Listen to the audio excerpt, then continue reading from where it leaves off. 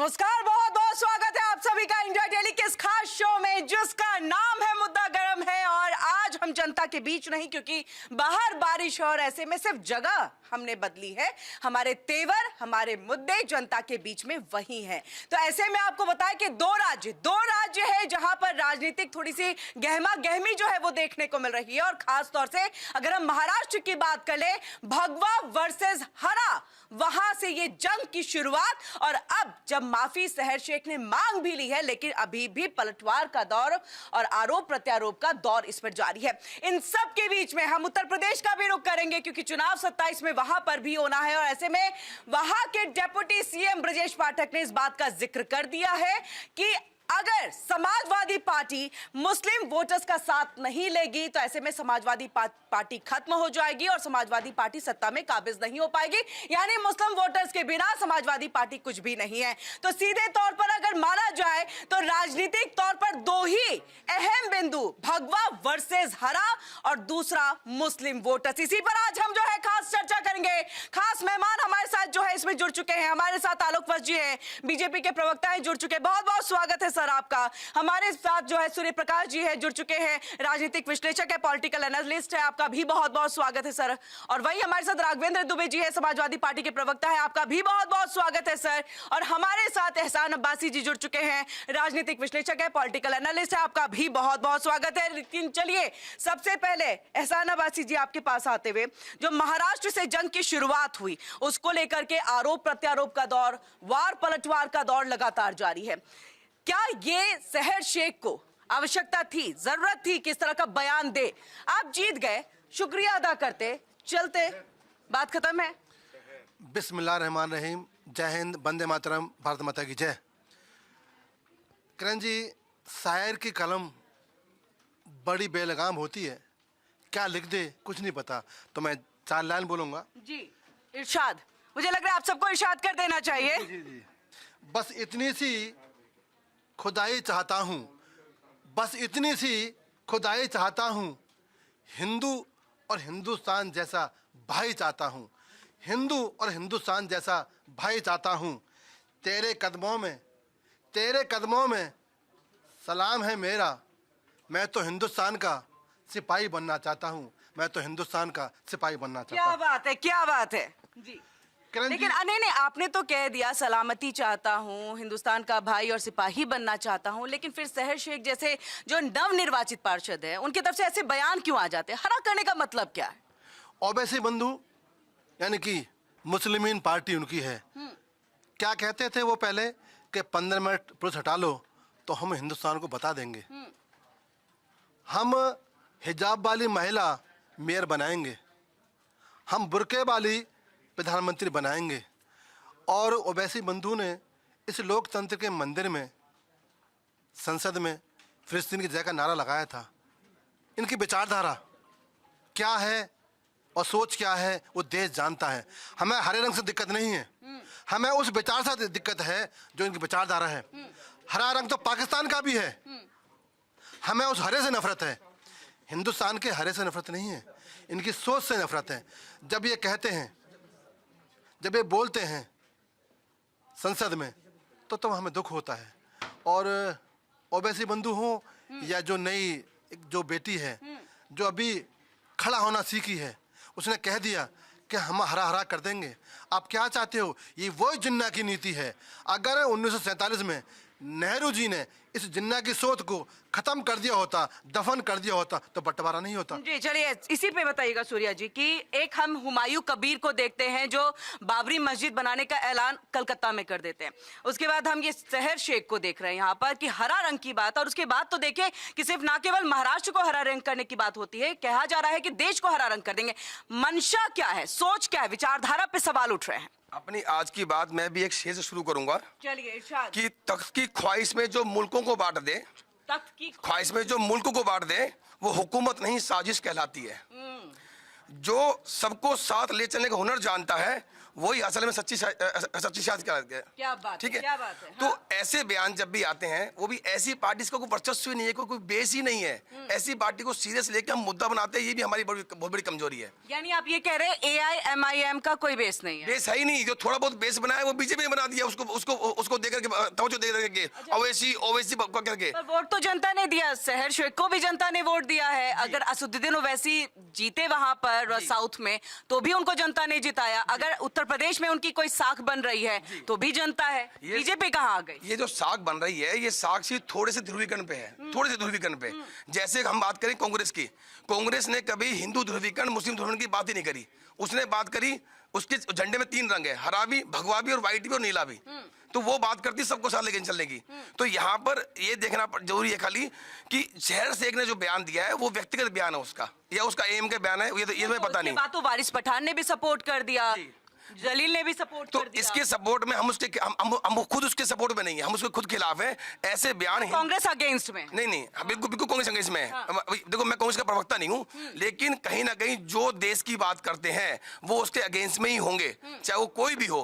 अगर कोई रंगों की राजनीति करता है किसी भी तरीके से, वो देश संविधान के साथ हो ही नहीं सकता।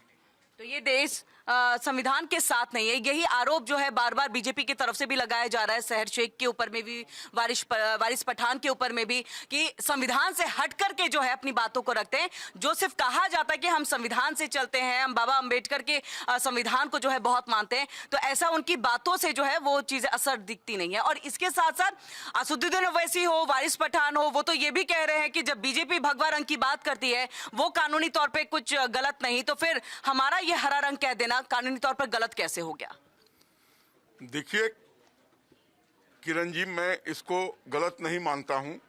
हर पार्टी को अधिकार है अपने पार्टी के बारे में अच्छी अच्छी बड़ी बड़ी बातें करने का। और शहर शेख अभी नई नई कॉरपोरेटर बनी हैं, तो उतावलापन है उनके अंदर, बचपना कहिए। और एक पुरानी कहावत है कि नया मौलवी ज्यादा प्याज घिसता है। तो ये नए नए पावर में आई हैं तो ये कुछ बड़ी बड़ी बातें करने लगी हैं। ये अगर नए पावर में, लेकिन इनको तो पुराने जो पावर में रहे हैं वो सपोर्ट कर रहे हैं। देखिए, सपोर्ट करना उनकी नियति है कि अपने किसी सिपाही को क्या कहें कि तुम जो बोल रहे हो गलत कह रहे हो, नहीं। लेकिन इनका जो सपना है, ये पहले मुंबई को हरा कर दें तब हिंदुस्तान की बात करें। कभी भी इस देश में हरापन नहीं आ सकता है, सौहार्दपूर्ण वातावरण बन सकता है, एक दूसरे के साथ मिलजुल कर रहने की कवायद हो सकती है। लेकिन ये हरा करने की जो बात कह रहे हैं, ये कोसों मील दूर बात है। ऐसा कतई नहीं हो सकता। हिंदुस्तान का आम आवाम इस देश को भगवा में देखना चाहता है, भगवाकरण करना चाहता है। तभी इतने दिनों से भारतीय जनता पार्टी को पावर में लेके बनाए रखा है, और आने वाले वर्षों तक हम पावर में ही रहेंगे। इस देश को कभी भी हम हरा नहीं होने देंगे। लेकिन आलोक जी, इम्तियाज जलील, माफ कीजिएगा, वो जब प्रेस कॉन्फ्रेंस करते हैं और शहर शेख का सपोर्ट करते हैं, समर्थन करते हैं, तो वो ये भी कहते हैं, और साथ में पट्टा एक जो अपने गले में लगा करके, कि ऑरेंज कलर का, भगवा रंग का, तो वो बोल रहे हैं ये सिर्फ रंगभेद वाला जो काम है ये बीजेपी का काम है, ये हमारा नहीं है। हम इस तरह के बयानबाजी और उलझुल बातों में नहीं आते। बयानबाजी तो उनके ही पार्टी के शहर शेख ने दिया है, तो बयानबाजी की बात करेंगे तो अपने यहाँ के लोग जो बोले हैं पहले उनको चुप कराएं, उसको कहे वापस ले अपने इस सेंटेंस को। हमने कब भगवाकरण की बात की? हमने तो देश को आगे बढ़ाने की बात की, हमने सबका साथ सबका विकास करने की बात की। कौन सी हमारी जन कल्याणकारी नीति है जिससे मुस्लिम समुदाय महरूम है? बताइए, कौन सी ऐसी है? चाहे वो शौचालय की बात हो, चाहे वो गैस कनेक्शन की बात हो, चाहे आयुष्मान कार्ड की बात हो, या और भी जितनी अन्य सुविधाएं हैं, चाहे वो राशन लेने की बात हो, किसमें उनको हमने पीछे छोड़ा है? हमने सबको साथ रखा है और साथ ही लेकर आगे चलते रहेंगे। ठीक है जी। ये राघवेंद्र जी बताइए, जब सबका साथ सबका विकास हो रहा है तो फिर इस तरह से हरे रंग की बात करना क्या जरूरी था, और इसके पीछे आप क्या मंशा देख रहे हैं? क्योंकि बार बार ये आरोप लग रहा है, चाहे एकनाथ शिंदे की मैं बात कर लूं या बाकी अन्य जो बीजेपी के नेता हैं उनकी भी मैं बात कर लूं, तो उनका यही कहना है कि आप एक तरह से जो इतना पुराना वहां पर सनातन है, भगवा है, जिसको शिवाजी ने बहुत आगे बढ़ाया, छत्रपति शिवाजी ने जो चीजें रखी, इस तरह की बातें कर रहे हो तो ये आप गलत एक संदेश जो है वो देने की कोशिश कर रहे हो, आप गजवाए हिंद की तरफ जा रहे हो। क्या बनाना था क्या बना बैठे, क्या बनाना था क्या बना बैठे, कहीं मंदिर बना बैठे, कहीं मस्जिद बना बैठे। हमसे अच्छी तो परिंदों की जात है, कभी मंदिर पे जा बैठे, कभी मस्जिद पे जा बैठे। क्या बात है। वो भेद नहीं कर रहे हैं, लेकिन यहाँ भेद हो रहा है। हमने सियासत के माध्यम से रंगों को भी बांट दिया, ये रंग इसका, वो रंग उसका, लेकिन रंग कोई भी हो, ऐसे तो आदमी कहना हरा रंग है तो पालक ही नहीं खाएगा, या और दूसरी चीज हरे रंग की नहीं खाएगा। लेकिन सियासत में रंगों का नहीं होना चाहिए। अब बीजेपी वाले खुद ही कहते हैं पूरा भगवामय कर देंगे, यही तो कहते हैं। अब उन्होंने कह दिया हरा कर देंगे तो इनको अच्छा नहीं लग रहा है। भाई आप ही तो कर रहे हैं सियासत, रंगों की नहीं करिए, आप देश के लिए सियासत करिए, आप विकास की सियासत करिए। आप करिए जो देश के विरोध में वो कोई भी बना रहा है उसके खिलाफ आप कार्रवाई करिए, उनके खिलाफ करिए, ना कि आप इन चीजों को लेकर के अगर बढ़ेंगे तो ये मुझे लगता नहीं है कि रंगों की जो सियासत है वो ठीक रहेगी, क्योंकि सारे देश के वासी सब एक हैं। और जो गलत कर रहे हैं, चाहे वो ओवैसी गलत कर रहे हो या दूसरा कोई गलत कर रहा हो, तो उसके लिए कानून है और कानून को अपना काम। समाजवादी पार्टी का स्टैंड क्या है? मैं आपसे पूछूंगी इसको लेके, जो भगवा की बात इन्होंने की है कि बीजेपी करती है सिर्फ रंग भेद वाला काम, ये समाजवादी पार्टी का स्टैंड क्या है ओवैसी और वारिस पठान और सहर शेख के बयान पर? देखिए, वो ज्यादातर आपने देखा होगा ओवैसी इनके लिए पहले से ही जमीन तैयार करते हैं। कहीं भी जाओ बीजेपी के लिए जमीन तैयार कर देते हैं। वो कोई ना कोई बयान ऐसा देते हैं जिसमें ध्रुवीकरण शुरू हो जाएगा। कहीं भी देखो, चाहे बिहार का चुनाव हुआ और जगह हुआ हो। अब इनसे एक चीज पूछना चाहते हैं आलोक जी से। उन्होंने कहा कि फिलिस्तीन की जय बोली, या और तमाम बयान दिए कि 15 मिनट के लिए, अभी एहसान भाई भी कह रहे थे 15 मिनट के लिए पुलिस हटा दो तो ये कर देंगे। उनके जब तमाम विवादित बयान आते रहते हैं तो आप ये बताइए, आप छोटे पूरे बयान पे तो लोगों को जेल में डाल देते हैं। आप बताइए आपने ओवैसी के खिलाफ कितने मुकदमे किए हैं, और अगर किए हैं तो वो बताइए, और नहीं किए हैं तो क्यों नहीं किए। इसका मतलब आपके लिए कहीं ना कहीं वो फायदा पहुंचाने का काम कर रहे हैं, आपके लिए जमीन तैयार करने का काम कर रहे हैं। आपके लिए जमीन तैयार है, आप सब जवाब दीजिएगा। किरण जी, हाँ। गठबंधन की बात कर रहे हैं समाजवादी वाली पार्टी है, इल्जाम लगा रहे हैं हमारे ऊपर। अरे जो मुसलमान वोट बैंक है, जो तुम्हारा दरी बिछाता है, आप उसके ऊपर खड़े हो। अगर वो चारपाई हट जाए मुसलमानों की तो आप नीचे बैठ जाओगे। अगर उत्तर प्रदेश में 27 में मुसलमानों की जो चारपाई बनी हुई है वोटों की, वो चारपाई हट जाएंगे ना तो जमीन पे आ जाएंगे। खुद नहीं पता इनको। दूसरा, यही बात डिप्टी सीएम ब्रजेश पाठक ने भी कहा है इसका। नहीं, उनका कहना क्या है वो तो वो जाने। लेकिन आज मैं कह रहा हूँ आपके चैनल के माध्यम से, अगर समाजवादी को 27 में जो मुसलमानों की वोट की चारपाई है वो हट जाती है तो जमीन खिसक जाएगी इनकी। नंबर 1, आपने कहा कि भगवा इस देश की आत्मा है, कैसे नकार सकते हैं आप? धर्म ध्वजा भगवा का लड़का है, वो देश की आत्मा है। दुनिया में हिंदुस्तान, हिंदुओं का हिंदुस्तान, सनातनियों का हिंदुस्तान एक ही तो मुल्क है, और उसकी आत्मा भगवा है। सुन लो जरा, हे राम बसे हैं यूपी में। सुन लो समाजवादियों, हे राम बसे हैं यूपी में, हे श्याम बसे हैं यूपी में, हे राम बसे हैं यूपी में, हे राम बसे हैं यूपी में, हे श्याम बसे हैं यूपी में। आप किसे नकारा? सुनो और सुनो आगे। शिव की काशी है यूपी में, शिव की काशी है यूपी में, रहते सन्यासी यूपी में, रहते सन्यासी यूपी में। ये हिंदुस्तान की बात है, ये आत्मा की बात है, ये भगवा की बात है, ये भगवाधारी की बात है, ये धर्म ध्वजा की बात है। आप कैसे कर दो उसको? जो आत्मा है हिंदुस्तान की, जो कवच है हिंदुस्तान का, वो भगवा है। कैसे उसे मिला दोगे? कैसे मिला देंगे, कैसे नकार देंगे आप उसको? इनको बड़ा प्यार से कहेंगे, ये तो बड़ा आक्रोशित हो रहा है। ये कह रहे कि मुसलमान दरी बिछाता है। अब मुझे लग रहा है कि ये वही काम कर रहे हैं बीजेपी के लिए। कारण कि बीजेपी का कोई भी केंद्र में मंत्री नहीं, पहले थे उनको हटा दिया, तो इनका काम केवल और केवल दरी बिछाने का। उत्तर प्रदेश में जब सपा की सरकार थी तो बताइए कितने मंत्री थे मुस्लिम, कैबिनेट मंत्री थे। अब आप बता दीजिए भाई, लेकिन का काम कर रहा है को नहीं कर रहा है? नहीं, लेकिन ये आरोप तो बिहार में आप लोगों पे लगा था ना, महागठबंधन पे ये आरोप लगा। सुन लीजिए, हमने इनको बता दिया कि ये दरी क्यों बिछाते हैं, क्योंकि सत्ता में भागीदारी इनको नहीं दी जा रही, इसलिए ये दरी बिछा रहे हैं बीजेपी के लिए। दूसरा, अभी मेरे सवाल का भैया, यही तो आरोप आप लोग महागठबंधन पे भी लगा था ना बिहार में। भगवा को मरवाते हो, और जो आज बैठे हैं हमारे आचार्य क्या कहते हैं मैक्सिमम जी, उन पर लाठी पर बांधते हो। भगवा को तो आपने परेशान किया है, भगवा तो आपने अपमान किया है, भगवा तो तिरस्कार किया आपने, तो आप किस मुंह से कह सकते हो? आप ये समाजवादी वाले कहते हैं कि हम कृष्ण के वंशज हैं, तो मथुरा में बनाओगे ना मंदिर को? कौन है 27 आने वाला है? अच्छा, इनका वही है कि दो लोगों की लड़ाई, तीसरा पहुंच गया उन्हें कि तुम कौन हो, मैं खामोखा हूं, तो ये खामोखा है। राम मंदिर का निर्माण हुआ, इनसे पूछे क्या पक्षकार थे? क्या बीजेपी ने कोई अपना वकील भेजा था? जब आप लड़े ही नहीं और आप सीना ठोक के कहते हैं राम हमारे, राम तो सबके हैं और राम को कौन है, आपके चीखने चिल्लाने से थोड़ी होगा। राम तुम्हारे थे तो क्यों नहीं गए अयोध्या में आपके अखिलेश यादव जी? अगर राम तुम्हारे थे तो अखिलेश जी क्यों नहीं गए? ये जवाब आज देश मांग रहा है, दोनों जवाब। अच्छा एक बात बताओ, अखिलेश जी केदारेश्वर मंदिर, अभी केदारेश्वर मंदिर बनाया है, सुन लीजिए, योगी जी क्यों ना राम की हो रही है, बात राम की हो रही है, नहीं, सुन लीजिए, बात देश की आत्मा की हो रही है, बात राम की हो रही है, बात देश की आत्मा की हो रही है। आप कहाँ सो रहे हो? आत्मा है, कहाँ सो रहे हो? देश की आत्मा कहाँ है? देश काशी में गए, काशी में गए, काशी में आत्मा काशी में गए, काशी बाबा कॉर्टर में गए आप काशी में गए, हम गए, बाबा गए, हम गए, कहाँ गए? क्यों झूठ बोल रहे हो? इनसे पूछोगे नमाज पढ़ते हैं कि राम का नाम जपते, माला है क्या? आ जाओ, बिल्कुल ठीक बात है। सुनो, बताओ। इस देश की नमाज पढ़ते हो, छोड़ दी? मुझे बोल लो जरा, मुझे बोल लो छोड़ जरा, दी कि नहीं? मुझे बोल लो। हम नमाज नहीं पढ़ते, हम तो राम का नाम ले जाओ। तुम बताओ नमाज पढ़ी कि नहीं? क्या फर्जीवाड़ा कर रहे हो? अब सुनो जरा, इस्लाम के ऊपर इन्होंने सवाल उठाया है। इस्लाम का मतलब क्या है? इस्लाम नहीं, तुम्हारे अरे मुझे बोलने दो, मुझे बोलने दो ना। इस्लाम का मतलब है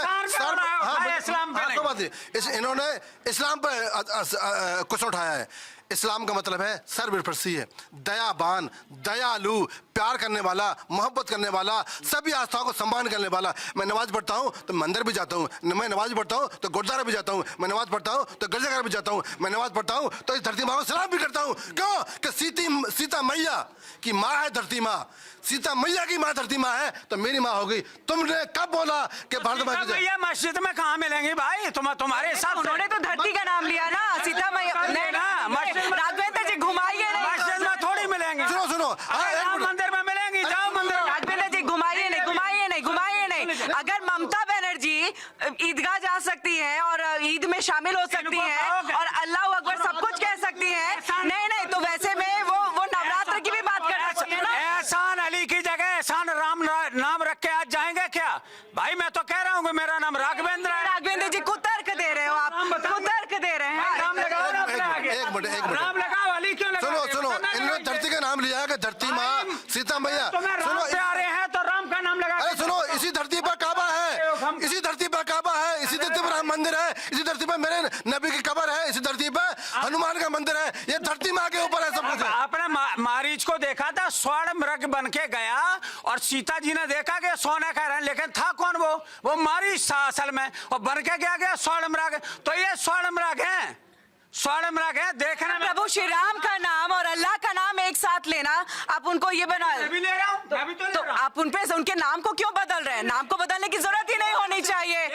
आप प्रभु श्री राम का भी ले रहे हैं, अल्लाह का भी नाम ले रहे हैं। जोर तो ऐसा दे रहे हैं जैसे ठीक है। राम का मुझे नहीं पता है, नहीं को पता है। जी, तो ये बताइए, वो बार बार कह रहे हैं कि एक तरह से कहीं ना कहीं आप ही लोगों के लिए एक बिसात बिछाने की जो तैयारी है असदुद्दीन ओवैसी ने की है।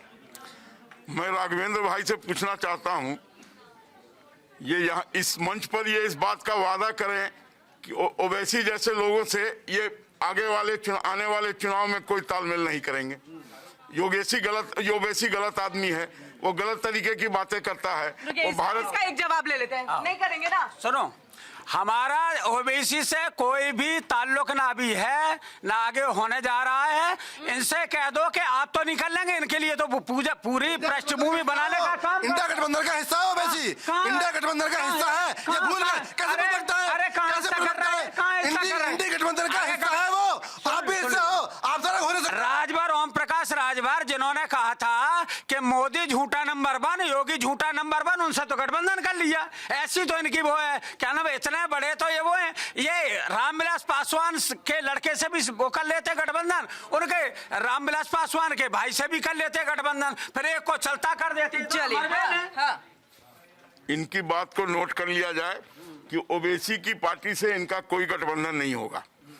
और अगर इन्होंने गठबंधन किया और ओवैसी जी ने इनको चिट्ठी लिखा, तेजस्वी को इन्होंने 2 चिट्ठी लिखी थी, तो वो महागठबंधन में शामिल होना चाहते थे। यहाँ भी इनका, अपनी चिंता मैंने कहा ना राघवेंद्र भाई धीरे से बोलिए, नहीं तो नस फट जाएगा। आराम से, अरे बात सुनिए। तो ये इन्होंने अभी वादा किया है कि हम उनसे कोई, और अगर ओवैसी ने इनको भी चिट्ठी लिखी और इनसे मांग की कि हमें कुछ सीट दिया जाए, हम साथ लड़ेंगे, तो इनका क्या स्टैंड होगा ओवैसी के प्रति। और रही बात राम की, तो राम पूरे देश के हैं, पूरे विश्व के हैं। और जितने भी यहाँ मुसलमान हैं उसमें अधिकतर कभी प्रभु दयाल या शंकर राम हुआ करते थे, जिनको आताताइयों ने बदलकर मुसलमान बना दिया। तो इसलिए सारे लोग हिंदू हैं और हिंदू और सनातनी जाग चुके हैं। अब वो किसी भी हालत में दबे कुचले में नहीं रहेंगे और हम इसी तरीके से आगे चलते हुए देश को भगवामय करके रहेंगे। जी मैं आ रही हूँ सूर्य जी आपके पास। हाँ। इनके लिए राम की क्या कीमत है मैं बता रहा हूँ। राम इनके लिए केवल राजनीतिक अस्त्र है। कैसे बताऊं? संजय निषाद अभी मंत्री है इनके कैबिनेट में। संजय निषाद ने कहा क्या कोई खीर खाने से पैदा होता है? खामोखा बन रहे हैं राम के हितैषी बन रहे हैं। अरे भाई राम कोई ऐसे थोड़े ही है जैसे आप आप इस्तेमाल कर रहे हैं। आपके मुलायम सिंह जी ने और अखिलेश यादव जी ने 10,000 इफ्तार पार्टी की। आपने कितनी पार्टी की हिंदुओं के लिए जहां आपने पूरी और खीर परोसा उनको? जरा ये बताइए। सुन लीजिए, पहले इधर देख लो, शायद याद रहेगा कि थोड़ा हो जाता है कि बाद में विस्मृत हो जाते हो। सैफई में हनुमान जी की सबसे बड़ी मूर्ति लगाने का काम नेताजी ने किया। राघवेंद्र भाई अरे यार एक मिनट शांत हो जाओ। सैफई में पूरा देश जानता है कि वहाँ नाच गाने का प्रोग्राम होता था और सदियों तक नाच गाने होते थे और आपके नेताओं को लुभाया जाता था। और मंदिर बनाने की बात, ये कौन सा फर्जी मंदिर आप वहाँ निर्माण कर रहे हैं? राम के मंदिर में तो आज तक आप गए नहीं, अयोध्या तो आप गए नहीं और केदारेश्वर बना रहे हैं। अरे केदारनाथ में केदार जी की मंदिर है। ठीक है राघवेंद्र जी हाँ। खड़ा उठाने वाले दूसरी पार्टी होंगी, हम तुम्हारे अनुसार बिल्कुल नहीं करेंगे क्योंकि तुम मारीच हो और मारीचों के निर्देश पे हम कहीं नहीं चलते। तो आप किसके पे चलते हैं? टोपी लगा के बिरयानी खिलाने पे चलते हैं? अपने पे कौन सा?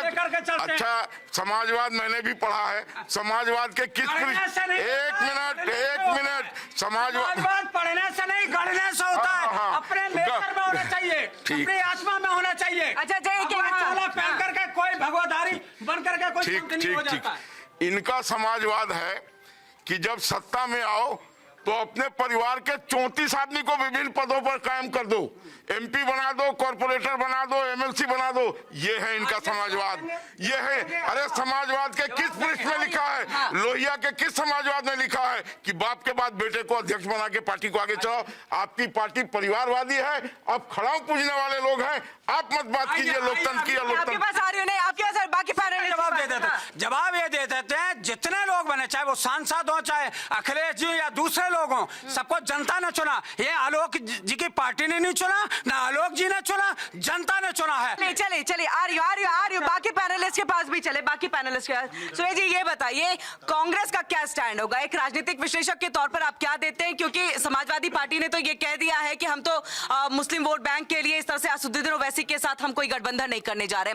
अब कांग्रेस का गठबंधन है तो ये एक कहीं ना कहीं जो है ठेस तो पहुंचेगी और डेंट तो लगेगा इस तरह के बयान से। मैं पहले तीनों के बारे में जवाब देता हूँ। जो भाई साहब ने भी कहा थोड़ी देर पहले कि मंदिर बनाएंगे। पहली बात तो ये जो मंदिर मस्जिद बनाने की बात है ये पॉलिटिकल काम नहीं है, ये काम कम्युनिटी का है। अगर कोई राजनीतिक पार्टी सत्ता में रह करके मंदिर मस्जिद बनाने का काम करती है तो भारत की जो संविधान की मूल व्याख्या धर्मनिरपेक्षता की वो उसका उल्लंघन करती है। वो आपका काम नहीं है। पहली बात हुमायूं कबीर, ममता बनर्जी, फिर आप सभी सबका खंडन बता रहे हैं। देखिए हुमायूं कबीर भाई बाबरी मस्जिद बता रहे हैं। बाबरी बिल्कुल बाबरी मस्जिद में कभी कांग्रेस सपोर्ट किया ही नहीं कि थोड़ी भी उसमें उसके पक्षकार कभी कांग्रेस रही नहीं। ठीक है, पहली बात तो ये। दूसरी बात जो भाई साहब ने कहा अभी थोड़ी देर पहले, अब भगवान हमारी बात चल रही भगवा वाली। आप कोई भी ऐसा इंटरव्यू दिखाइए पुराना निकाल करके कि जहां अगर बात करें 2013 से पहले कोई भी भगवा और हरे पे राजनीतिक बहस होती ही नहीं थी। अगर कहीं होती थी वो एक राज्य था गुजरात के अलावा बाकी हिंदुस्तान में जब तक बीजेपी सत्ता नहीं आई तो सूर्य जी लगता नहीं ये बहुत बड़ी विडंबना थी हमारे देश में? बहुत बड़ी विडंबना थी कि उस समय सिर्फ मुस्लिम चीजें चलती थी। आज अगर हिंदू मुस्लिम चल रहा है, सनातन अगर जाग गए तो आपको वहाँ दिक्कत होने लगी है। फिर आपको हिंदी मुस्लिम दिखने लगा है, फिर आपको भगवा हरा दिखने लगा है। नहीं लग रहा है कि गलत है? सनातनियों को जागना नहीं चाहिए, मंदिर की बात नहीं होनी चाहिए। 500 साल लगे राम मंदिर बनाने में, क्या वो दिक्कत नहीं होनी चाहिए? आपको तो खुद कहना चाहिए। बता रहे जिस मुस्लिम की आप बात कर रहे हो, जिस मदरसा बोर्ड के बारे में बीजेपी बोलती है कि वहां आतंकवादी तैयार होते हैं, उस मदरसा बोर्ड के लिए आप उठा के देखो इतिहास। 2004 तक वहां होता था पैसा 50 लाख, 1 करोड़, 2 करोड़। आप एनआईसी उठाइए 2014 से लेकर 25 तक 300 करोड़ पास किया गया मदरसा बोर्ड के लिए। यानी कि एक तरफ आप कहते हो मदरसा बोर्ड में आतंकवादी तैयार होते हैं, एक तरफ वहां पर 300 करोड़ पास कर दो उनको आगे बढ़ाने के लिए। तो एक राजनीति कीजिए, एक राजनीति कि आप राजनीति कीजिए देश के संविधान के ऊपर, ना कि रंगों के ऊपर। ये बार बार रंग निकल के आते हैं। अगर किसी ने शहर शेख को नहीं बोलना चाहिए ना, फिर जरूरत ही क्या थी? रंगभेद सिर्फ एक जगह से थोड़ी ना शुरुआत होती है। बिल्कुल, लेकिन उसकी नींव तैयार किसने करी है? जनता तो जिता करके लेके आई ना शहर शेख को, जनता ने जिताया। देखिए, एक कहावत है सबे भूमि गोपाल की। जब कांग्रेस सत्ता में थी तो इन्होंने वक्फ बोर्ड में ऐसे ऐसे प्रावधान किए कि जिस तरफ वो वक्फ बोर्ड देख देगा वो जमीन उसकी हो जाएगी और आप उसको कोर्ट में भी चैलेंज नहीं कर सकते हैं। और 32,000 मुसलमानों ने वक्फ बोर्ड पर केस किया हुआ है कि उन्होंने उनकी जमीन हड़प ली। आप क्या बात करते हैं? आपने भी मुस्लिमों को वैसे ही बढ़ावा दिया जैसे दूसरे लोग कर रहे हैं। इसलिए आपके भी हाथ काले हैं, आपके भी हाथ। एहसान जी, मैं आपके पास आ रही हूँ राघवेंद्र जी। एहसान जी मुझे बताइए, आपसे ज्यादा मदरसा को कोई नहीं समझ पाएगा ना जान पाएगा। अब मुझे बताइए, जो बार बार यहाँ पर बातें उठती है कि आतंकवादी वहां से बनते हैं, आप वहां से शिक्षा जो है धर्म वाली खासतौर से ज्यादा देते हैं, और वहीं इनका ये कहना है कि उसी को सबसे ज्यादा फंडिंग जो है गवर्नमेंट की तरफ से की गई। किरण जी, मैं पसमंदा समाज का राष्ट्रीय अध्यक्ष हूँ और मैं उस गरीब समाज से आता हूँ जो कि कहीं ना कहीं अपनी दिहाड़ी मजदूरी करके पेट पालता है जी। 70 वर्ष सत्ता में कांग्रेस रही तो शौचालय क्यों नहीं दे पाई कांग्रेस? किसान सम्मान निधि, जो मजदूर किसान है हमारे, किसान सम्मान निधि क्यों नहीं दे पाई? उज्ज्वला गैस योजना क्यों नहीं दे पाई? आयुष्मान कार्ड क्यों नहीं दे पाई? किसने मना किया था? किसने रोका था? वोट भर भर के लिया मुसलमानों का, क्यों योजना नहीं दे पाई? आज घर से नल जल मिल रहा है, सड़क तो भाजपा बना रही है। जो योजना मिल रही है, सुकन्या योजना, विश्वकर्मा योजना, एमएसएमई के माध्यम से छोटे मजदूरों के लिए जो योजना दी है 10-11 वर्षों में, 70 वर्ष क्या करेंगे कांग्रेस? रही बात कि मदरसा बोर्ड की, तो जो नाला खोला था कांग्रेस ने, उसको भाजपा कैसे बंद कर सकती है? बंद करेगी तो ये कहेगी कांग्रेस मुसलमानों पर अत्याचार हो रहा है। लेकिन जहाँ उत्तर प्रदेश में खड़े हो, योगी जी ने कहा था कि मुसलमानों मदरसे के अंदर आप आधुनिक शिक्षा भी दो और अपनी धर्म की शिक्षा भी दो, मैं आपको फंड दूंगा, पैसे दूंगा। योगी जी ने कभी नहीं कहा कि मदरसे बंद करो। ये तो मदरसे वो बंद किए जा रहे हैं, वो खत्म किए जा रहे हैं जो कि अनऑथराइज है, जो अनऑथराइज है, जिन पर रोहिंग्या बांग्लादेशी सत्ता मार के बैठे हुए हैं और जो कि सपा के भी वोट बैंक है, कांग्रेस के वोट बैंक है, ममता के वोट बैंक है, उन पर प्रहार किया जा रहा है। जी, ये बड़े बेचारे हैं, क्या कहें इनको।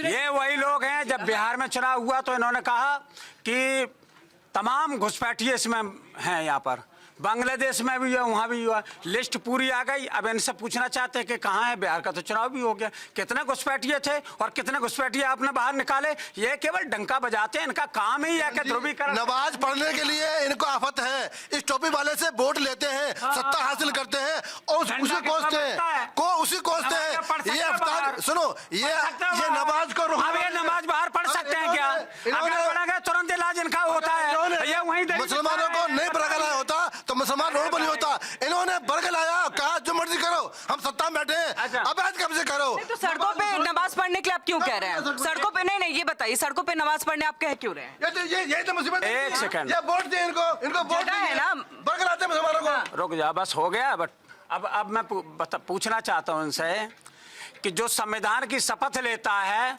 वो क्या कहता है कि मैं हिंदुओं के लिए काम करूंगा, या दूसरा कोई ये कहता है कि मैं मुस्लिमों के लिए काम करूंगा। वो ये कहता है कि मैं ईश्वर की शपथ लेता हूं कि सभी के लिए बिना किसी धर्म, जाति, मजहब के को देखे हुए जो भी काम हमारे लिए आएगा, एक सेकंड रुक जाइए, उसके लिए मैं काम करूंगा। ये क्या कह रहे हैं?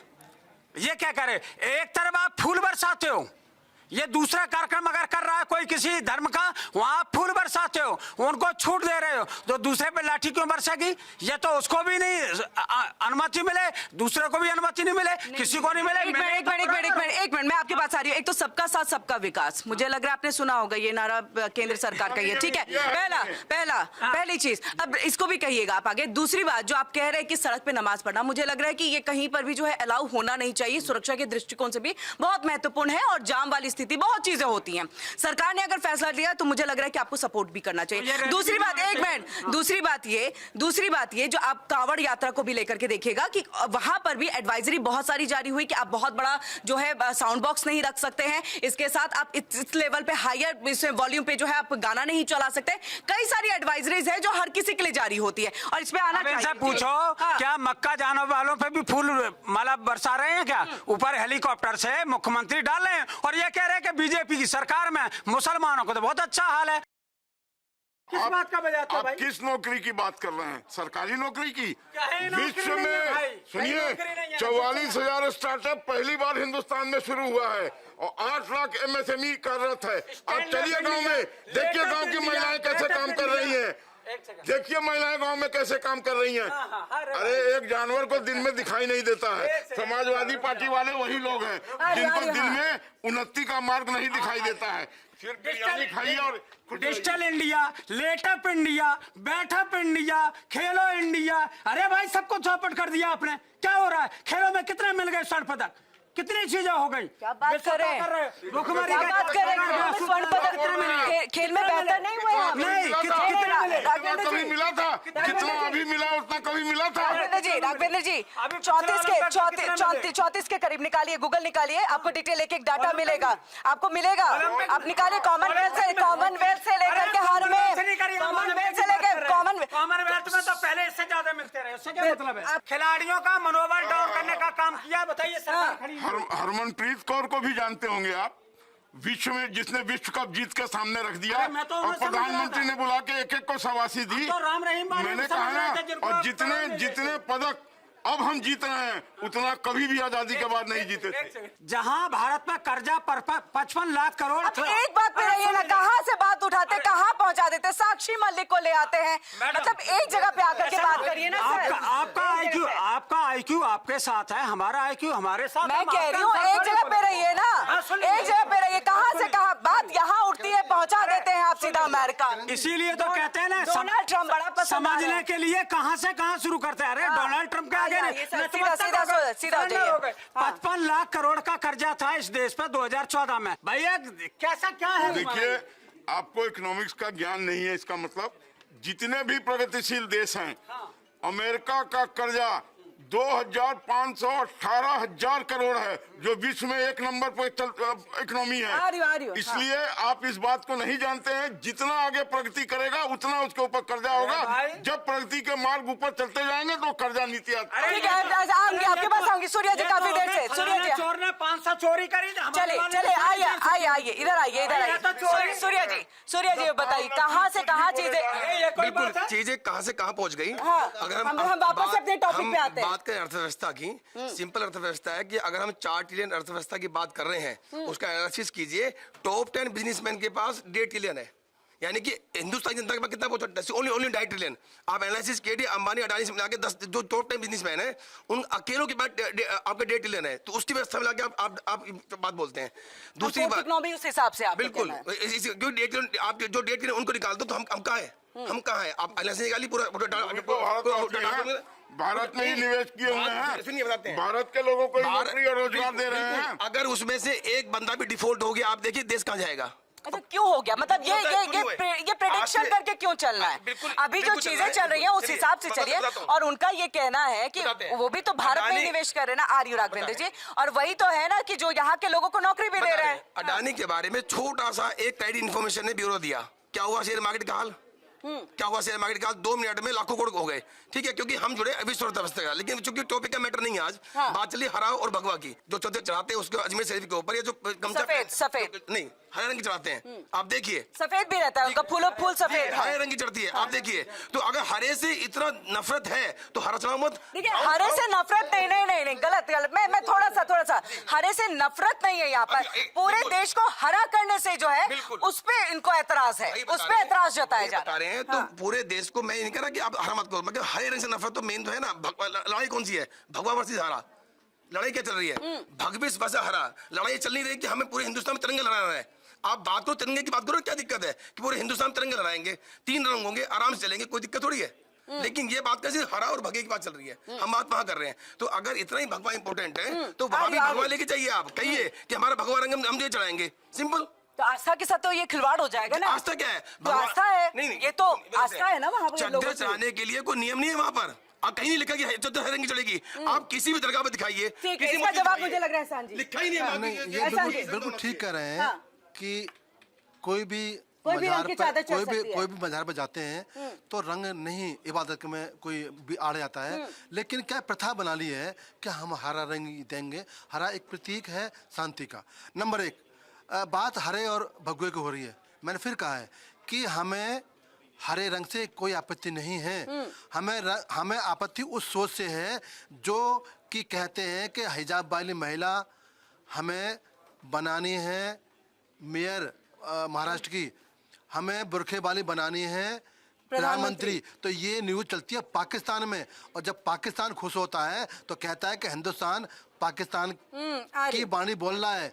तो हमें नफरत, हमें दिक्कत उस सोच से है जो पाकिस्तान को बल देती हो, हमें दिक्कत उस चीज़ से है जो पाकिस्तान की भाषा बोलता हो, हमें दिक्कत उस चीज़ से है जो कि हिंदुस्तान का भगवा, हिंदुस्तान की आत्मा, सनातनियों की आत्मा पर चोट होती है।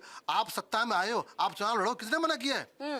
तिरंगा हमारी शान है, तिरंगे के अंदर कितने रंग हैं, ये हिंदुस्तान की शान है। लेकिन भगवों को हटाकर हरा लाना तो कहीं ना कहीं सोच पाकिस्तान की सोच है। ये पाकिस्तान की सोच लेकिन नहीं, एक सवाल भी यहाँ पर, क्या ऐसा नहीं लग रहा है, क्योंकि कांग्रेस भी देखिए सेना के शौर्य पर सवाल उठाते हैं, कल भी राशिद अल्वी का जो बयान आया था वो भी है ऐसे, इस पे तो आपसे सवाल नहीं होना चाहिए। मैं ओवरऑल ही आपसे कि पाकिस्तान को ऐसा नहीं लग रहा है कि हमने थाली में परोस के हम व्यंजन दे रहे हैं, क्या भारत के खिलाफ चीजें चलाइए, क्योंकि यहाँ की तो ऑपोजिशन की पार्टियां ही उनके खिलाफ है। एहसान भाई से एक बात पूछना चाहता हूं। इन्होंने कहा कि जो ये बयान आते हैं कि बुरके वाली को हम मुख्यमंत्री बनाएंगे या कोई प्रधानमंत्री बनाएंगे, इसमें इनको शर्म आती है। पाकिस्तान इसमें खुश होगा या नहीं होगा, बताइए। सपा पार्टी के अध्यक्ष खुद अध्यक्ष क्यों बने हैं? बना बुरके वाली महिला। हमें शर्म तब आती है कि वोट तो लेते हैं, हमारी महिला को बनाओ ना बुरके वाली को अध्यक्ष, राष्ट्रीय अध्यक्ष। आप जब वोट 80% वोट आपको मिलते हैं तो क्यों नहीं बनाते प्रधानमंत्री बुरके वाली उत्तर प्रदेश में? बनाओ ना, किसने मना किया है? सांसद बनाओ ना।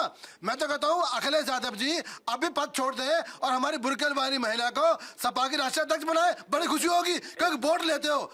जब वोट तो लेते हो लेकिन अध्यक्ष नहीं बनाएंगे, वोट तो लेते हो मुख्यमंत्री नहीं बनाएंगे, बनाओ ना बुरके वाली महिला। लेकिन ये फैक्ट है AIMIM में यहाँ वहीं से ये बयान आया था असदुद्दीन ओवैसी ने। उनकी पार्टी में बताइए कितने जिला अध्यक्ष हैं, एक छोटे कार्यकर्ता के तौर पे देखें तो महिलाएं दिखती हैं, लेकिन इसके अलावा आप बता दीजिए कि पार्टी के बड़े पदों पर कितनी महिलाओं को जगह दी गई? बिल्कुल भी नहीं। क्यों नहीं दिया गया? दे देते। चिल्लाओ नहीं, अभी देखो, अभी जवाब दे देंगे। ये बीजेपी में है, पदाधिकारी भी है, बीजेपी में है। सुनो, पॉलिटिकल एनालिस्ट। अरे वो लिखा है वो अलग है, मैंने पहले कह दिया ना। आइडियोलॉजी अपनी अपनी होती है, अपनी पसंद है। नहीं। जैसे ये भी पॉलिटिकल एनालिस्ट कांग्रेस की तरफ से है, इनकी आइडियोलॉजी, सबकी आइडियोलॉजी पे पर्सनल अटैक नहीं। बीजेपी का मैंने जानता हूँ, मैं नोएडा में रहता हूँ, ये भी नोएडा में अल्पसंख्यक सभा के महानगर के अध्यक्ष रहे। यार क्या बात कर रहे हैं बीजेपी में? बात करे वो जो बीजेपी की बात करे तो बीजेपी का हो गया, जो सभा की बात करे सभा को। अरे तुम्हें वोट दिया हमारे समाज ने, इस टोपी वाले ने वोट दिया भैया, क्यों हमें शर्मसार कर रहे हो, क्यों बेइज्जती कर रहे हो? इस टोपी वाले ने मुख्यमंत्री बनाया, नहीं हो टोपी वाले ने मुख्यमंत्री बनाया, मुख्यमंत्री अध्यक्ष तभी हो कि तब आप इस टोपी वाले के वोट लिए, आपने टोपी वाले से वोट लिए, आप उसी को नकारते हो, उसी की बेइज्जती करते हो, और क्या मेरा आपको लज्जा आनी चाहिए, आपने वोट लिया। अच्छा लज्जा, इन्हें शर्म नहीं आएगी, क्योंकि जिस पार्टी में है ना वहाँ बुरका वाले की बात उठाती तो कान पकड़ के बाहर कर देंगे वो इन्हें, और दरी बिछाने का काम मैं जो बता रहा हूँ वही करेंगे। मुझसे पूछ रहे हैं क्या अपनी पार्टी में मुद्दा कभी उठाया? देखिए जो अभी मुद्दा चला था ना, जिन लोगों को लोग जानते हैं इनको क्या वोट देंगे? जो लोग उनकी बेइज्जती करते हैं। राघवेंद्र जी आप ही कह रहे हैं, चलिए दोनों बात आप ही कह रहे हैं कि इनको क्या वोट देंगे, तो फिर ये बताइए। जी हाँ, मैं आपसे जानना चाहता हूँ, आप तब से हरे की बात कर रहे हैं, उसको धर्म पे जोड़ रहे। हरे का मतलब किसान भी है, हरियाली भी है। आपको क्यों ऐसा लगता है कि हरे के लिए सिर्फ एक धर्म के लिए आपसे हर बार आपकी राजनीति वहीं आके, जब आपकी कोई नेता गलत बोलती है आपको खुलकर उसको विरोध करना चाहिए। असदुद्दीन ओवैसी अगर अच्छा बोलते हैं तो उनकी ऑपरेशन सिंदूर में लगातार तारीफ की गई ना, यहाँ से की गई ना, केंद्र की तरफ से भी तारीफ की। तो आप लोग हमेशा क्यों हर चीज को धर्म पे लाके जोड़ते हैं? ऐसे कौन से मुसलमानों का भला देश में हो जाएगा? आप बताइए मुझे, कौन सी महिला का भला? बुरके पहन के भला हो जाएगा महिलाओं का? उनको शिक्षा की जरूरत है या बुरके की जरूरत है? बिल्कुल ठीक है आपने, लेकिन ये भटक गए, क्या पूछ रहे हैं मुझसे, क्या पूछ जाते हैं? हमें हरे से दिक्कत नहीं है। मैं पूछना चाह रहा था कि आप ये बताइए, अब हरे का रंग पर अगर आप गलत बयानबाजी होती है, आपके एक म्युनिसिपल कॉर्पोरेट अगर ये चीज बोलती है तो आप बोलिए आप गलत है। आप अपने क्षेत्र के विकास की बात कीजिए, वहां पर स्कूलों की बात कीजिए, उनके लिए शिक्षा की बात कीजिए। अब महिलाओं की स्थिति क्या है, एजुकेशन लेवल क्या है महिलाओं का, मुझे बताइए। नहीं, वो गलत ही बोल रहे हैं। मैं बोल रहा हूँ ये सवाल गलत ले गए हैं, ये मुझसे सवाल गलत पूछ रहे हैं। मैं फिर कह रहा हूँ ये इसका जवाब मैं राघवेंद्र जी से बाद में ले लूंगी। मैं फिर कह रहा हूँ मेरे मित्र, एक मिनट बोलने दो, हमें हरे से दिक्कत नहीं है। मैंने फिर कहा है हमें हरे से दिक्कत नहीं है, दिक्कत उस सोच से है। रंग से डालने में दिक्कत है। अब हरे को हर बार एक रंग में क्यों डालते हैं? आप हरे को व्यापक तौर पर देखिए ना, व्यापक तिरंगे के 3 कलर हैं ना, व्यापक तौर पर देखिए। आप उनके भगवा पे आ जाते हैं। आप अपने हरे को तो सही कहिए पहले, जो आपके हरे की परिभाषा है। हरा इस्लाम में कोई रंग महत्वपूर्ण नहीं है। मैं फिर कह रहा हूँ ऑन कैमरा, इस्लाम को मानने वाला एहसान अब्बासी कहता है कि हरा रंग इस्लाम में कोई महत्व नहीं रखता, लेकिन इन राजनीतिक पार्टियों ने उसको इस्लाम का चोला पहना दिया है। ये इस्लाम के लिए, इन मुसलमानों के लिए, मेरे नबी के लिए, मेरे अल्लाह के लिए घातक है। आप राजनीति करो, लेकिन हरे का रंग इस्लाम से कोई ताल्लुक नहीं है। चले, इसका जवाब मैं आपसे लूंगी, क्योंकि वो सवाल जो है लगभग आप ही से था कि बार बार हरे को सिर्फ धर्म से क्यों जोड़ा जा रहा है। हरा तो हमारा किसानों के लिए भी है और हरित क्रांति हम कहते भी हैं। बिल्कुल, हम उसी के द्योतक हैं। हाँ। हमने कभी इन्होंने जो वो जो कौन शेख है, शहर शेख ने जो कहा, शहर शेख ने, हाँ। हम उसका इतराज करते हैं कि उनका क्या अभिप्राय था ये कहने का कि हम पूरे देश को हरा कर देंगे, हम पूरे मुंबई को हरा कर देंगे। इस हरा से क्या वो हरित क्रांति की बात कर रही थी? इस हरा से क्या वो किसानों की बात कर रही थी? इस हरा से क्या वो यहाँ पर जो नौजवान है उनकी बात कर रही थी? वो अपने पार्टी की बात कर रही थी कि हम हरा कर देंगे और हम अगला मुख्यमंत्री भी बुरके वाली बनाएंगे, ये उन्होंने कहा। इस पर हमको एतराज है। आपको दिक्कत इसलिए नहीं होना चाहिए कि आपके तो नेता हमेशा ऐसी बयानबाजी करते हैं। वो कहते हैं कि सब भगवा कर देंगे, पाकिस्तान भेज देंगे। जब आप लोग ये बात करते हो तो दूसरे का भी टिप्पणी क्यों करते हो? आप तो एक ही हो गए, चोर चोर मौसेरे भाई, दोनों तो एक ही जैसी बात कर रहे हो। सबको लेकर के चलने की बात थोड़ी। देखिए, अगर हिंदुस्तान भगवा नहीं हुआ तो क्या इंग्लैंड भगवा होगा? जहां पर हिंदू है मेजोरिटी में, वो अपने रंग को स्थापित करके ही रहेंगे। भगवा हमारे लिए पूजनीय था, पूजनीय है, पूजनीय रहेगा। भाई दूसरे के लिए दूसरा पूजनीय होगा, तो वो जाए पाकिस्तान, जहाँ वो हरा, जहाँ वो लेकिन राघवेंद्र जी आप ही से ये सवाल, एक सवाल, जहाँ वो हरा करने की क्षमता रखते हैं पाकिस्तान, वहाँ जाए। यहाँ हरा नहीं हो सकता है, ये यहाँ भगवा ही रहेगा, भगवा ही चलेगा। अगर आपको नहीं मंजूर है तो जहाँ हरा हो सकता है वहाँ जाइए। नहीं, एक सवाल इसी से जुड़ा हुआ, जो आप कह रहे हैं कि भगवा रंग पे हिंदू राष्ट्र की मांग जो है लगातार बाबा बागेश्वर हो, देवकी नंदन ठाकुर हो, उनकी तरफ से उठाया जा रहा है। मोहन भागवत ने भी जो है, उन्होंने सीधे कह दिया ये तो हिंदू राष्ट्र है ही। इसमें आप भी जवाब देना चाहेंगे? मैं बिल्कुल आऊंगी आपके पास। तो क्या आपको नहीं लगता है हिंदू राष्ट्र हो जाना चाहिए? और अगर भगवे में हो गया तो क्या, क्योंकि हिंदुओं का तो भगवा ही रंग है। बहुत अच्छा प्रश्न आपने पूछा। जिन कथावाचकों की बात कर रहे हैं वो सरकारी कथावाचक हैं, सरकार की पक्ष कर रहे हैं। सुन लीजिए एक मिनट, अभी मुक्तेश्वरानंद सरस्वती जो शंकराचार्य हैं, उनको ये संत नहीं मान रहे, उनका प्रमाण मान रहे हैं। बताइए कि आप शंकराचार्य हैं या नहीं? ये वो सरकार है, उन्होंने बयान दिया था तो कुंभ में उनसे अभी जो माघ स्नान हो रहा है उसमें बदला लिया गया। तो इतना लंबा समय क्यों? उसी समय कर देते, उसी समय बोल देते आप तो शंकराचार्य हो ही नहीं। अरे छोटे छोटे बटकों के साथ 90 साल का एक ब्राह्मण था, उसको जूतों से पीटा। नहीं, राघवेंद्र जी बयान पे आइए, बयान पे मुद्दे पे आइए। मेरा सवाल सुन, मेरा सवाल सुन लीजिए राघवेंद्र, मेरा सवाल सुन लीजिए। नहीं, मेरा सवाल सुन लीजिए। नहीं, बिल्कुल, मेरा सवाल सुन लीजिए। मैं ये कह रही हूँ, ये तो समय उस समय से स्टार्ट हुआ ना जब शंकराचार्य ने ये कहा था। अभी समय नहीं है, लेकिन उसके बावजूद प्राण प्रतिष्ठा हुई, बयानबाजी काफी हुई। अगर यही चीज करना होता तो उसी समय बोल देते कि आप तो उस पद पे है ही नहीं।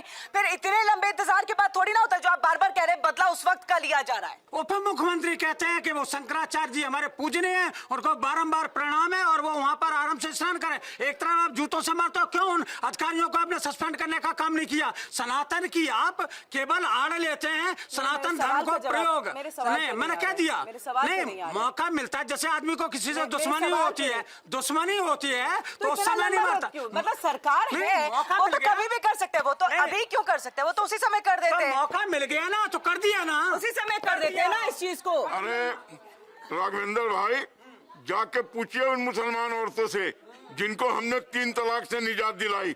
जाके पूछिए उन मुसलमान औरतों से जिनको हमने शौचालय खेत में जाने से रोका और उनकी लोक लज्जा को हमने बचाया। आप क्या बात करते हैं?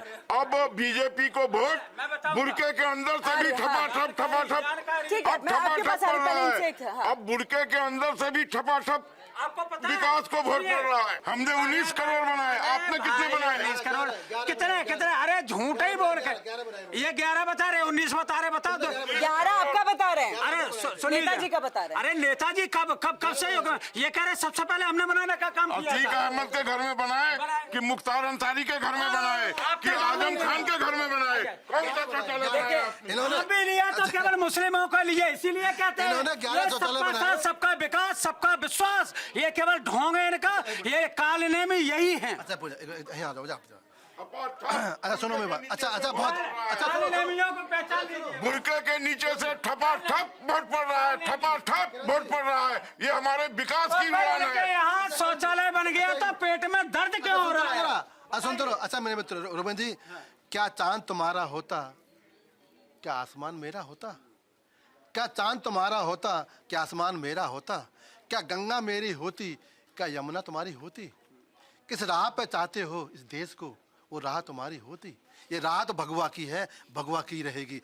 रही बात, अंत में मैं फिर कह देता हूँ, मुझे लग रहा है तालियां तो बता दीजिए, तालियां तो बजा दीजिए। राघवेंद्र जी कुछ अगर सेकुलर है तो भगवा रंग पे थोड़ा तो ताली बजा दीजिए। लोगों के अगर हम उस पर तालियां बजाने लगे, कल से भगवा पहने लगेगी, यही इनका पूजन भी करेंगे और तालियां भी बजाएंगे। अच्छा, मतलब भगवा बोलने का मतलब है, भगवा बोलने का, प्रभु श्री राम का नाम लेने का मतलब है कि भगवा पहनना होगा। अच्छा है तो पहनिए। प्रभु श्री राम का नाम लेने का मतलब ये तो नहीं है कि नमाज पढ़ना छोड़ देंगे। हमें लगेगा भगवा सबसे अच्छा रंग है तो मैं पहन हर किसी को हर चीज की आजादी है। एक मिनट इनको पहना। अरे सुनो, मेरी माँ भारती का रंग का चोला है वो भगवा है। मैं गर्व से कहता हूँ कि मेरा भी आत्मा भगवा है, आत्मा भगवा है। आत्मा नहीं देखने जा रहे। सुनो भगवा है। पोस्टमार्टम थोड़ी कपड़े से मत पहचानो। राघवेंद्र जी आराम से आराम से आराम से आराम से आराम से। हाँ, देखिए, बात करते हैं हिंदू राष्ट्र की। पहली बात तो आप समझ लीजिए कि हिंदू राष्ट्र भारत कभी बन ही नहीं सकता जब तक उसकी संविधान की जब तक उसकी मूल भावना में हिंदू राष्ट्र है, हिंदुस्तान का हिंदू राष्ट्र है। जब तक उसकी मूल भावना में धर्म पे शब्द है, जब तक संविधान की मूल भावना में एक वर्ड है, आपको संविधान चेंज करना पड़ेगा। अब बात करते हैं, ये बात ले अमेंडमेंट, बिल्कुल अमेंडमेंट, वो जो भी उसके बाद, लेकिन संविधान की मूल भावना अमेंडमेंट नहीं कर सकते आप।